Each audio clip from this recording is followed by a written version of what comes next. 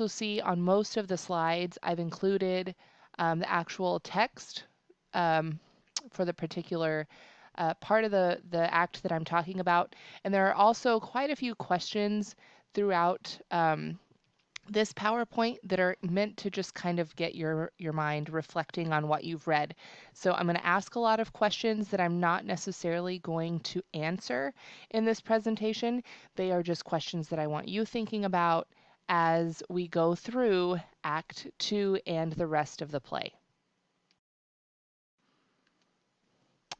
All right, so just to check in with you real quick, how are you doing with reading this Shakespearean English? I think it's one of the biggest challenges in Shakespeare is just getting through the language.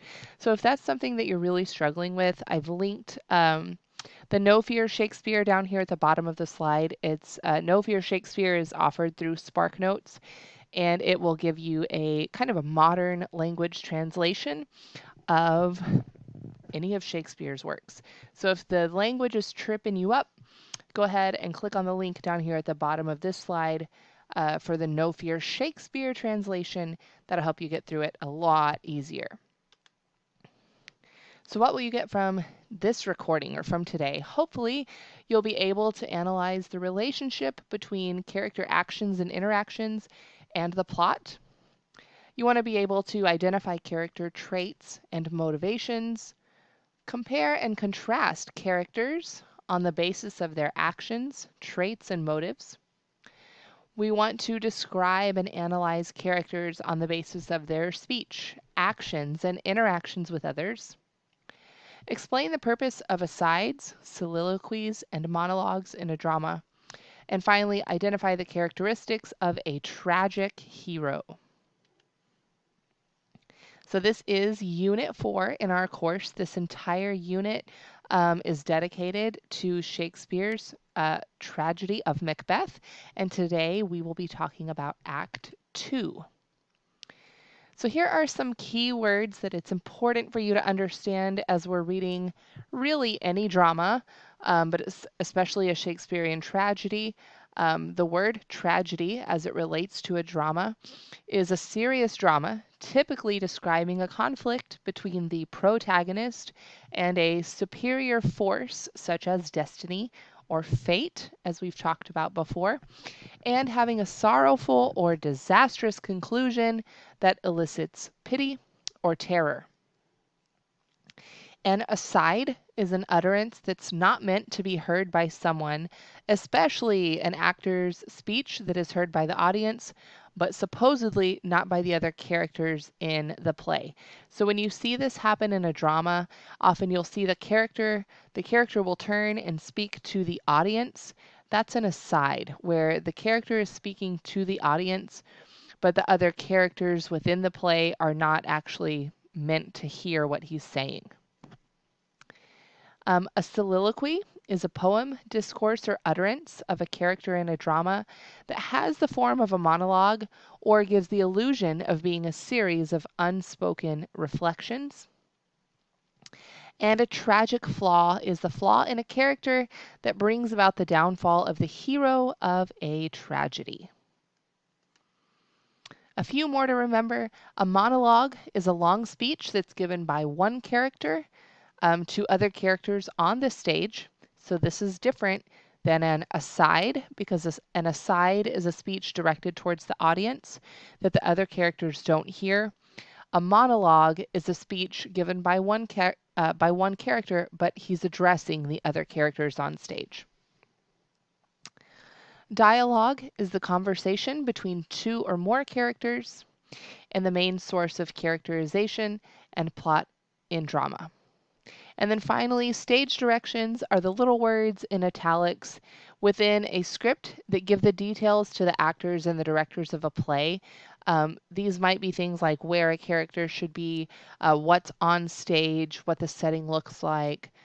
These are not words that are meant to be spoken out loud during a play. So Act 2. At the beginning of Act 2, Banquo speaks to his son Fleance in a room at Macbeth's castle. Banquo tells Fleance that though it is quite late at night, he does not wish to go to bed because he has been experiencing cursed thoughts or nightmares lately.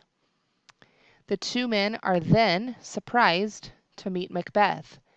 Macbeth and Banquo talk briefly, and Banquo speaks of the three witches. He mentions to Macbeth that their prediction about Macbeth becoming Thane of Cawdor has in fact come true.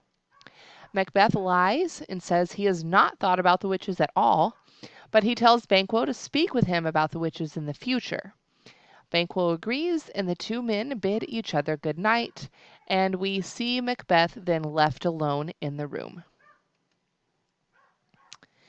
With Banquo and Fleance gone, and his servants sent to bed, Macbeth is alone. Duncan is asleep, and Macbeth knows that he will hear Lady Macbeth's signal soon and will have to act. Macbeth then delivers a soliloquy, and I've linked that for you here on the slide. So if you want to watch that soliloquy, you'll click that YouTube link. It'll play that for you. And it goes something like this. Is this a dagger which I see before me, the handle toward my hand? Come, let me clutch thee. I have thee not, and yet I see thee still.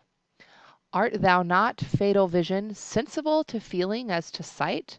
Or art thou but a dagger of the mind, a false creation, proceeding from the heat oppressed brain?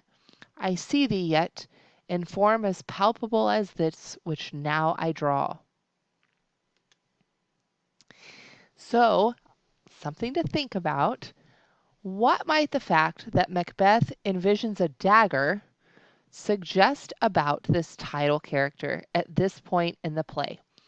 So we're talking about Macbeth. He's our title character.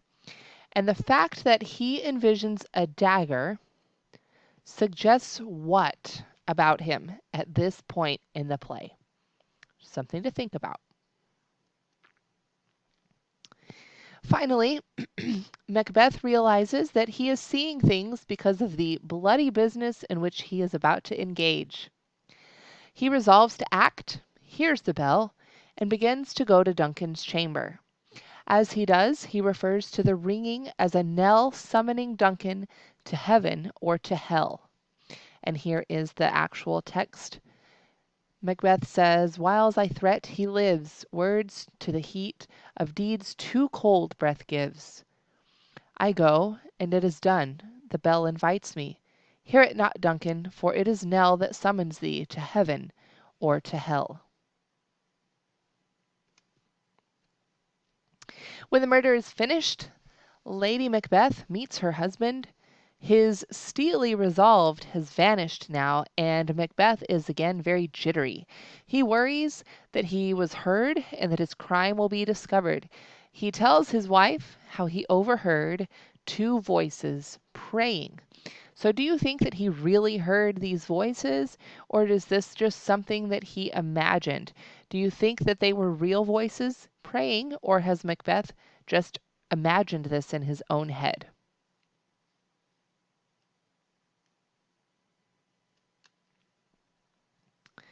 So at this point, what are your thoughts about Macbeth's mental state? He's been a little indecisive. He's kind of jittery and nervous. He commits a murder. He thinks he hears voices. What do you think about his mental state?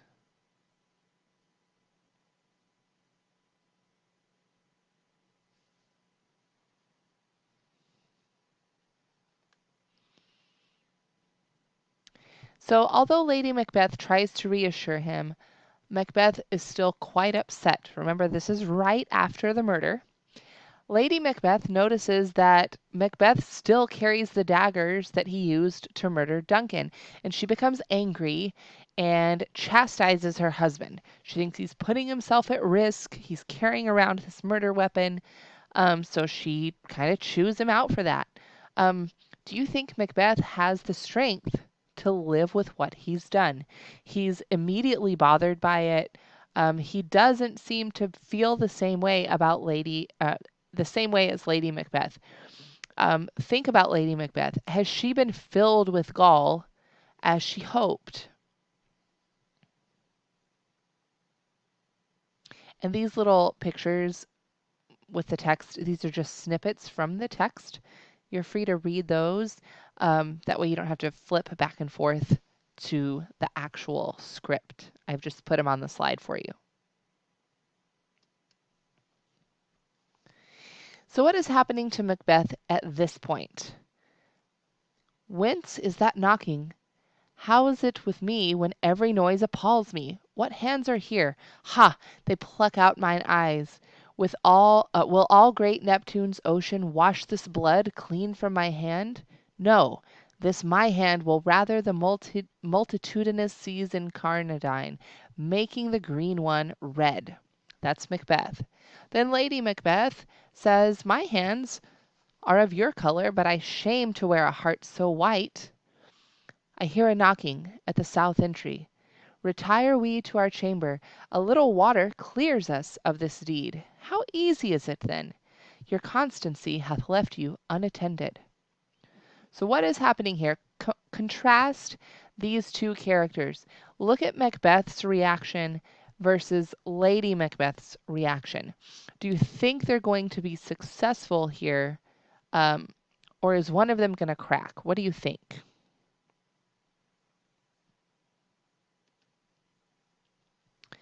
In scene 3, the knocking turns out to be Macduff and Lennox arriving at the castle, where Macduff actually discovers the dead body of King Duncan. They're all shocked. Mayhem ensues, and Macbeth plays his role to perfection. The guards are immediately suspect, and Macbeth kills them, as he claims, quote, in a fit of sorrow and rage. Malcolm and Donalbain, the king's sons, recognize their danger and flee the castle because they are afraid that they will be blamed for the murder of their father. So what can we surmise about Macduff's character from scene 3? Go back and look at scene 3, look at Macduff's actions, look at his speech. What can we surmise about his character from scene 3?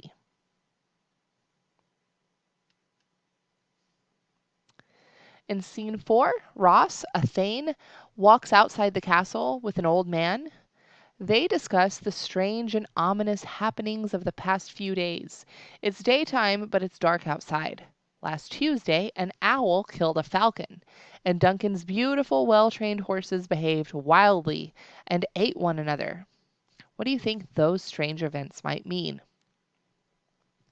Macduff then emerges from the castle and tells Ross that Macbeth has been made king by the other lords, and that he now rides to Scone to be crowned. Macduff adds that the chamberlains seem the most likely murderers, and that they may have been paid off by someone to kill Duncan. Suspicion has now fallen on the two princes, Malcolm and Donalbain, because they have fled. Remember, they ran away. Macduff returns to his home at Fife, and Ross departs for Scone to see the new king's coronation. So we're going to stop there. We're talking about Act 2. So Macbeth is continuing on this wheel of misfortune, if you will. So when we think about the tragic hero, and in this play, our tragic hero is Macbeth. Where do you think Macbeth is in the tragic hero's journey at this point in the play? I'm going to leave you with that thought. This will be our last recording for this week. Next week, we will have one live class together where we will talk about Act 3, and then I'll be posting some recordings throughout the week next week as well. So you guys take care, enjoy your weekend, and I will see you soon.